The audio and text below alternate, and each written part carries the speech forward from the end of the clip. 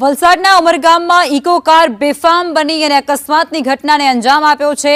જય માતાજી સર્કલ પાસે અકસ્માતની આ ઘટના બની છે, જેમાં ઇકો કાર ચાલકે બાઇકને ટક્કર મારી અને ત્યાંથી ફરાર થઈ જાય છે અને આખી જ આ ઘટના એ સીસીટીવીમાં કેદ થઈ જાય છે। ઘટનામાં અત્યારે કોઈ જાનહાનિ થઈ હોય તેવી વિગતો સામે નથી આવી, પરંતુ પોલીસ એ ઘટના સ્થળે પહોંચી ચૂકી હતી અને તેમના દ્વારા આ સમગ્ર મામલે તપાસ હાથ ધરવામાં આવી છે।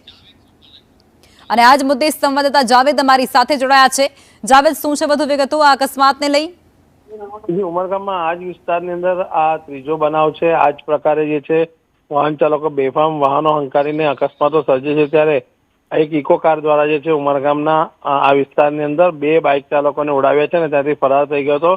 જોકે લોકોએ તેને પકડવાની કોશિશ કરી હતી, પરંતુ ઇકો કાર ચાલક હાથમાં ન આવ્યો, જેથી પોલીસે જે છે એ સીસીટીવીના આધારે ઇકો કાર ચાલકને પકડવાના ચક્રો ગતિમાન કર્યા છે। હાલ જે છે આ ઘટનાની અંદર જે છે બંને બાઇક ચાલકોને નાની મોટી ઈજા પહોંચી છે। આભાર જાવેદ।